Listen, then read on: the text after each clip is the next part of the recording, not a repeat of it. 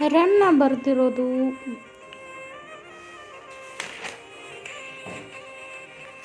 Duryodhana ವಿಲಾಪ part 3.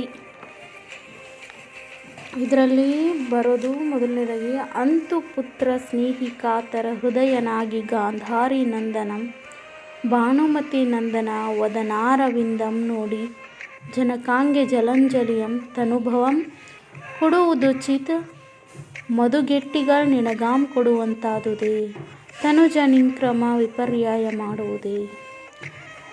ಇಲ್ಲಿ ದುರ್ಯೋಧನ ತನ್ನ ಮಗ ಲಕ್ಷಣ ಕುಮಾರನ ಶವವನ್ನು ನೋಡ್ತಾ ಪುತ್ರ ಸ್ನೇಹ ಆಗಿ ಅವನ ಹೃದಯದಿಂದ ಅವನ ಮಾತುಗಳು ಬರ್ತಾ ಇದೆ.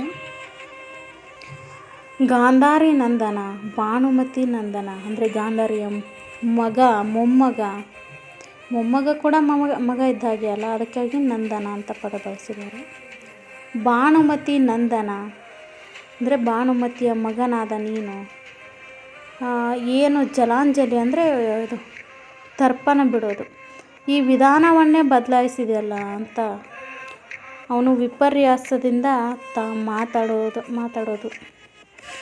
ತಂದೆಗೆ ಮಗ ಜಲಾಂಜಲಿನ ಬಿಡೋದು ಕ್ರಮ ಇದ್ದರೆ, ಈಗ ತಂದೆನೇ ಮಗನಿಗೆ ತರ್ಪಣ ಅಥವಾ ಜಲಾಂಜಲಿನ ಬಿಡಬೇಕಲ್ಲ ಅಂತ ಮಾತಾಡ್ತಾ ಇದ್ದಾನೆ. ಇದು ಎಂತಹ ವಿಪರ್ಯಾಸ, ನೀನು ಈ ಕ್ರಮನೇ ಬದಲಾಯಿಸಿದೆಯಲ್ಲ ಅಂತ ಮಾತಾಡ್ತಾ ಇದ್ದಾನೆ. ಎಂದುಲಿ ನಿಲಾಜ ದಾ ಪ್ರದೇಶದಿ ತಳರ್ದು ಬರೆವರೆ ರಣದೋಳ್ಮಡಿದು ಶಲ್ಯನು ಸಿಂಧುರಾಜನಂ ಶಕುನಿಯಂ ಮತ್ತೆ ಫಲಂ ನೃಪತಿಗಳಂ ಕಂಡು ಶೋಕಾಕುಲೀಕೃತ ಚಿತ್ತನಾಗಿ. ಹಾಗೆ ಮುಂದೆ ಬರ್ತಾನೆ.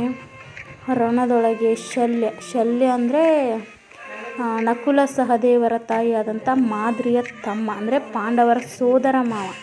ಇವನು ಒಂದು ಸಮಯದಲ್ಲಿ ತನ್ನ ಸೈನ್ಯದ ಜೊತೆ ಆಯಾಸದಿಂದ ಬರ್ತಿರ್ತಾನೆ. ಆ ಸಮಯದಲ್ಲಿ ದುರ್ಯೋಧನ ಅವನಿಗೆ ಆತಿಥ್ಯ ನೀಡ್ತಾನೆ. ಆ ಕಾರಣಕ್ಕಾಗಿ ಇವನು ಮಹಾಭಾರತದ ಯುದ್ಧದಲ್ಲಿ ಕುರುಕ್ಷೇತ್ರ ನಡೆಯುವಾಗ ಕೌರವರ ಕಡೆ ಇರ್ತಾನೆ. ಶಲ್ಯ ಅವನ ಶವ ನೋಡ್ತಾ, ಸಿಂಧೂರಾಜನ ಶವವನ್ನು ನೋಡ್ತಾ, ಶಕುನಿಯಮ ಅಂದರೆ ಶಕುನಿ ಅವನ ಸೋದರ ಮಾವ, ಅವನ ಶವಗಳನ್ನ ನೋಡ್ತಾ ಶೋಕ ಚಿತ್ತನಾಗಿ ಅದೇ ಚಿತ್ತದಲ್ಲಿ ಮುಂದೆ ಬರ್ತಾ ಇದ್ದಾನೆ. ಗುಣಗಳ ತ್ರಿಲೋಕ ಚೂಡಾಮಣಿಗಳಲ್ಕೆಸ ಶೈಲಕಲ್ಪಕ ಸುಬಟ ಘ್ರಣಿಗಳ್ನೆರೆದ ಎಣ್ಣೆಯ ಕಾರಣದಿಂದ ನೃಪಸುತರ್ಗಳಾಡಿದರೆ ಎಂದು ಪಶ್ಚಾತ್ತಾಪಗೈಯ ಸಂಜಯಂ ಸಂತೈಸಿ ಮುಂದವೈ ಭೀಮಸೇನ ಗದಾಘರಿಗ ಪ್ರಹರಣದಿಂದ ರುಧಿರ ಪ್ರವಾಹ ವಶಗತನಾಗಿರ್ದ ಯುವರಾಜನೇರ್ದಡೆ ಕುರುರಾಜನೆಯ್ದ ಒಂದಾಗಳ ಕುಡಿಯೊಳ್ಳೋ ಎಮ್ಮೆ ಎಡಗಂ ಕಿಳಿದು ಕೊಳ್ಳಿದು ತಿಂದುಂ ಗೊಲ್ಲಂ ಗುಡಿದುಂ ನೆತ್ತರು ನೆಂತುಂ ಹಿಡಿಂಬರಿಪು ತನ್ನಿದಣ್ಣೆಯಲ್ಲ ದುಶ್ಯಾಸನ. ಸಂಜಯ ದುರ್ಯೋಧನನ ಸಂತೈಸ್ತಾ ಇದ್ದಾನೆ. ನೀನು ಕೃಷ್ಣ ಸಂಧಾನಕ್ಕೆ ಬಂದಾಗ ಒಪ್ಕೊಂಡಿದ್ರೆ ಇಷ್ಟು ಜನರ ಶವನ ನೋಡೋ ಅಗತ್ಯ ಇರಲಿಲ್ವಲ್ಲ, ಇವರು ಶವ ಆಗ್ತಾ ಇರಲಿಲ್ವಲ್ಲ, ಈ ರಣಭೂಮಿಲಿ ಈ ಯುದ್ಧನೇ ನಡೀತಿರ್ಲಿಲ್ಲಲ್ಲ, ಇಷ್ಟು ಜನರನ್ನ ಕಳ್ಕೊಳ್ಳೋ ಪರಿಸ್ಥಿತಿ ಬರ್ತಾ ಇರಲಿಲ್ವಲ್ಲ ಅಂತ ಸಂಜಯ ದುರ್ಯೋಧನನಿಗೆ ಸಂತೈಸ್ತಾನೆ. ಹಾಗೆ ಸಂತೈಸ್ತಾ ಮುಂದೆ ಬಂದಾಗ ದುಶ್ಯಾಸನನ ಶವ ನೋಡ್ತಾನೆ. ಒಂಥರ ಅವನ ಶವ ಹೇಗಿತ್ತು ಅಂದರೆ, ಈ ಬಾಣಗಳಿಂದ ಚುಚ್ಚಿದಾಗ ಒಂದು ಥರ ತೂತು. ಹಿಡಿಂಬೆನ ಕರೆದು ಭೀಮ, ಹಿಡಿಂಬೆ ಅಂದರೆ ಭೀಮನ ಹೆಂಡತಿ, ಅವಳ ಜೊತೆ ದುಶ್ಯಾಸನನ ರಕ್ತನ ಕುಡಿದಿದ್ದಂತೆ. ಆ ಥರದ ಒಂದು ಬಗೆಯನ್ನು ದುರ್ಯೋಧನ ನೋಡ್ತಾನೆ. ಮುಂದೆ ತನ್ನ ತಮ್ಮನಿರ್ದವ ಅಂದರೆ ಇದನ್ನೆಲ್ಲ ನೋಡ್ತಾ ಹಾಗೆ ಮುಂದೆ ಬರ್ತಾನೆ. ನಿನ್ನ ಕೊಂದಂಗಡ ಮೊಳ್ ನಿನ್ನು ಕೊಂದವನಿಕ್ಕಿ ಕೊಲ್ಲದೆ ಮಾಂತ ನಿನ್ನ ಮೊಳೆಂಗಡ ಸಾಲದೆ ನಿನ್ನಯ ಕೋರ್ಮೆಗಂ ದೆನ್ನ ಸೌಧರ್ಮಿಕೆಗಂ ಜನನಿಸ್ತನ್ಯ ಮನುಂಡೇನ ಅರಿಕೆನಿಂ ಸೋಮಾಮೃತ ತಂದಿವೆವೋ. ಅಂದರೆ ದುಶ್ಯಾಸನ ಬಗ್ಗೆ ಯೋಚಿಸ್ತಾನೆ. ಒಂದು ದಿನ ಸೋಮಾಮೃತ ಅನ್ನೋನ ಕುಡಿಯುವಾಗ ಕೂಡ ದುಶ್ಯಾಸನ ದುರ್ಯೋಧನಕ್ಕಿಂತ ಮುಂದೆನೇ ಇರ್ತಾನೆ. ಹಾಗೆ ಸಾವಿನಲ್ಲೂ ಕೂಡ ದುರ್ಯೋಧನಕ್ಕಿಂತ ಮುಂದೆ ದುಶ್ಯಾಸನನೇ ಹೋಗ್ತಾನೆ. ಅದನ್ನು ಅವನು ಒಂದು ಸಂದರ್ಭದಲ್ಲಿ ದುರ್ಯೋಧನಿಗೆ ಹೇಳಿರ್ತಾನೆ, ನಾನು ಎಲ್ಲದರಲ್ಲೂ ನಿನಗಿಂತ ಮುಂದೆನೇ ಇರ್ತೀನಿ ಅಂತ. ಅವನ ಸೋದರನ ಬಗ್ಗೆ ನೆನಪು ಮಾಡ್ತಾ ದುಃಖದಲ್ಲಿ ಅವನು ದುರ್ಯೋಧನ ಮುಂದೆ ಹೋಗ್ತಾ ಇರ್ತಾನೆ. ಸಂಜಯ ಅವನನ್ನು ಸಂತೈಸ್ತಾ ಸಮಾಧಾನ ಪಡಿಸ್ತಾ ಇರ್ತಾನೆ. ಸಂಜಯ ಅನ್ನೋನು ದುರ್ಯೋಧನನ ತಂದೆ, ಅಂದರೆ ಧೃತರಾಷ್ಟ್ರನ ಸೇವಕ. ಸಂಜಯ ಅವನಿಗೆ ಸಂತೈಸ್ತಾ ಹೋಗ್ತಾನೆ. ದುರ್ಯೋಧನ ಒಂದೊಂದೇ ಶವಗಳನ್ನ ನೋಡ್ತಾ, ಅದೇನು ರಕ್ತ ಚಿಮ್ಮುತ್ತಾ ಇರುತ್ತೆ. ಏನು ಕವಿ ವರ್ಣಿಸ್ತಾನೆ ಅಲ್ಲಿ, ರಕ್ತ ಯಾವ ಥರ ಒಂದು ಸಮುದ್ರದ ಥರ ಹರಿತಾ ಇದೆ ಅಂತ. ಜನಮೆಂಬತಿ ನುಡಂಬನಾಂಬ ಚಿಕ್ಕನಿ ಬಾಲತ್ವದಿಂದಲೂ ವಿನಯೋಲ್ಲಂಘನ ಮಾದುದಿಲ್ಲ ಮರಣಕ್ಕೆನೆಂದೇ ಮುಂಚಿದೆಯ ಮೊನೆಯೊಳ್ ಸೆಳತಿ ವಾಯ್ತಿದೊಂದೆಡೆಯಳಂ ಹಾವತ್ಸು ದುಶ್ಯಾಸನ. ಒಂದು ದಿನ ಊಟ ಮಾಡುವಾಗ ಕೂಡ ದುಶ್ಯಾಸನ ದುರ್ಯೋಧನಗಿಂತ ಮುಂಚೆನೇ ಊಟ ಮುಗಿಸಿರ್ತಾನೆ. ಊಟ ಮಾಡಿರೋದ್ರಲ್ಲಿ ಕೂಡ ದುರ್ಯೋಧನಿಗಿಂತ ದುಶ್ಯಾಸನ ಮುಂದೆ ಇರ್ತಾನೆ. ಸೋಮಾಮೃತ ಕುಡಿಯೋದ್ರಲ್ಲೂ ದುರ್ಯೋಧನಿಗಿಂತ ಮುಂದೆ ಇರ್ತಾನೆ. ಹಾಗೆ ಸಾವಿನಲ್ಲೂ ಕೂಡ ಮರಣ ಬಂದಾಗಲೂ ದುರ್ಯೋಧನಿಗಿಂತ ಮುಂಚೆಯವನಾಗಿರ್ತಾನೆ. ಮುಂದಿನ ಅದನ್ನು ನೆನಪು ಮಾಡ್ತಾ ಹೋಗ್ತಾನೆ. ಎಂದು ವಿಪ್ರಳಾಂ ಪಂಗೈದು ಅನುಜನ ನೆತ್ತರ ನಿಂಟಿದನ್ನ ನೆತ್ತರಂಜಿವ ಸಹಿತ ಮಿಂಟಾದೇದುಯ ಧನನೆಂಬ ಪೇಸರ್ಗೆ ಮುಯ್ಯ ಪೆನೆ ದುಶ್ಯಾಸನನ ಬಣ್ಣ ಮಣ್ಣಿಗುವೇನೆ.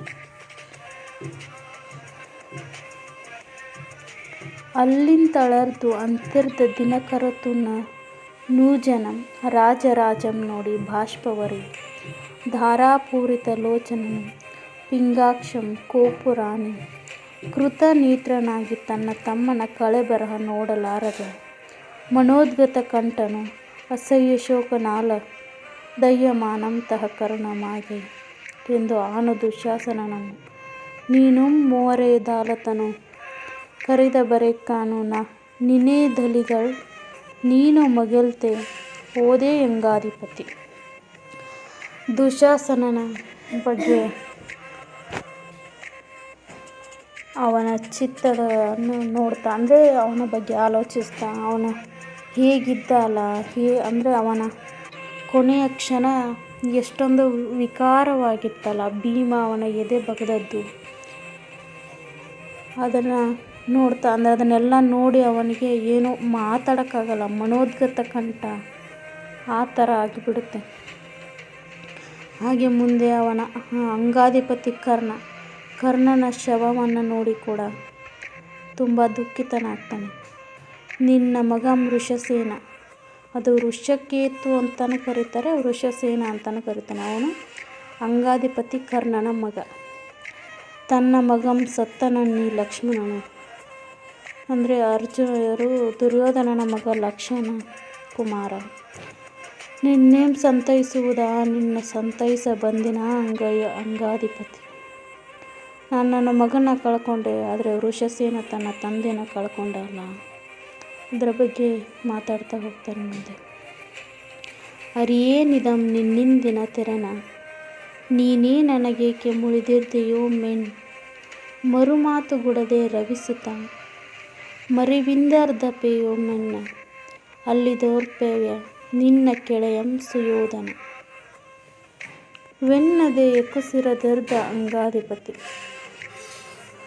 ಕರ್ಣ ಅವನ ಸ್ನೇಹದ ಬಗ್ಗೆ, ಕರ್ಣ ಮತ್ತು ದುರ್ಯೋಧನನ ಸ್ನೇಹ ಇದ್ದರೆ ದುರ್ಯೋಧನ ಮತ್ತು ಕರ್ಣನ ಥರ ಸ್ನೇಹ ಇರಬೇಕು ಅನ್ನೋದು ವಾಡಿಕೆ. ಅವರ ಇಬ್ಬರ ಸ್ನೇಹ ಎಷ್ಟೊಂದು ಅಗಾಧವಾಗಿತ್ತು ಅನ್ನೋದನ್ನು ಇಲ್ಲಿ ಕವಿ ವಿವರಿಸ್ತಾ ಹೋಗ್ತಾನೆ. ಅನೃತ ಲೋಭಂ ಭಯಮಂ ಬಿನಿತು ನಿರ್ಧ ನಾಡೊಳಕೊಮೆ ಪ್ರವೀಣಂ ನನ್ನಿಚಾಗಂ ಬಿನಿತರ್ಕಂ ನಿನ್ನೆ ಮೊತ್ತ ಮೊದಲಿಗನಾದಯ ಆಣರಿವೆಂ ಕೃತಿಯೋವಳ್ ದಾನವರಿಪು ವರಿನರ್ಕ ನರಿವ ದಿವ್ಯ ಜ್ಞಾನಿ ಸಹದೇವನಿಗೆ ಕೂಡ ಅಂದರೆ ಕರ್ಣ ಯಾರು ಅನ್ನೋದ್ರ ಬಗ್ಗೆ ಕೃಷ್ಣನಿಗೆ, ಸಹದೇವನಿಗೆ, ಕುಂತಿಗೆ ಈ ಸತ್ಯ ಗೊತ್ತಿದ್ದರೂ ಕೂಡ ಕರ್ಣನಿಗೂ ಕೂಡ ಕೊನೆಯ ಕ್ಷಣದಲ್ಲಿ ಕೃಷ್ಣ ಸತ್ಯ ಹೇಳ್ತಾನೆ. ಆಗ ಕರ್ಣ ತನ್ನ ಸ್ನೇಹ ಪರವಾಗಿ ನಿಲ್ತಾನೆ. ಎಲ್ಲರೂ ನನ್ನನ್ನು ಕೀಳಾಗಿ ನೋಡೋ ಸಮಯದಲ್ಲಿ ದುರ್ಯೋಧನ ಅವನನ್ನು ರಾಜನಾಗಿ ಮಾಡ್ತಾನೆ. ಆ ಋಣನ ಹೇಗೆ ತೀರಿಸಲಿ ಅಂಥೇಳಿ ಅವನು ಕೌರವರ ಕಡೆ ಇರ್ತಾನೆ. ಕರ್ಣನಿಗೆ ಕೃಷ್ಣ ನೀನೇ ಸಾಮ್ರಾಟನಾಗೋ, ನಿನ್ನ ಹಿಂದೆ ಪಾಂಡವರು, ಕೌರವರು, ಮುಂದೆ ಯಾದವರು ಕೂಡ ನಿನಗೆ ಸಹಾಯ ಮಾಡ್ತಾರೆ, ನೀನೇ ಮಹಾರಾಜನಾಗಿ ಇರುವಂತೆ ಅಂತ ಹೇಳಿದರೂ ಕೂಡ ಕರ್ಣ ಒಪ್ಪಲ್ಲ. ಅವನು ದುರ್ಯೋಧನನ ಸ್ನೇಹಕ್ಕೆ ಬೆಲೆ ಕೊಡ್ತಾನೆ. ಅದರ ಬಗ್ಗೆ ದುರ್ಯೋಧನ ವಿವರಿಸ್ತಾ ಹೋಗ್ತಾನೆ, ನೆನಪು ಮಾಡ್ಕೊಳ್ತಾ. ಹರಿಬೇಡ ಕವಚಂ ನೀನರಿದೇತ್ತ ಕೊಂತಿ ಬೇಡ ಬೇಗಡದೆ ಕೊಟ್ಟಯ ಪುರಿಗಣಂ ನಿನಗೆ ನೆಕ್ಕಸ ಹೊರಗಲಿ ಮೇಗಲಿ ಯಮಾನವಂಗಾಧಿಪತಿ. ತನ್ನ ಕವಚವನ್ನು ಕೂಡ ಇಂದ್ರ ಒಬ್ಬ ಸನ್ಯಾಸಿಯ ವೇಷದಲ್ಲಿ ಬಂದು ತನ್ನ ಮಗಳ ಪ್ರಾಣಕ್ಕೋಸ್ಕರ ಅವನ ಸೂರ್ಯಕದ ಕವಚ ಇರುತ್ತಲ್ಲ ಆ ಕವಚನ ಕೇಳಿದಾಗ ಕೂಡ ಕರ್ಣ ಏನೋ ಮಾತಾಡದೆ ಅವನ ದಾನದಲ್ಲಿ ಎಷ್ಟು ಶ್ರೇಷ್ಠ ಅನ್ನೋದನ್ನು ವಿವರಿಸ್ತಾ ಹೋಗ್ತಾನೆ.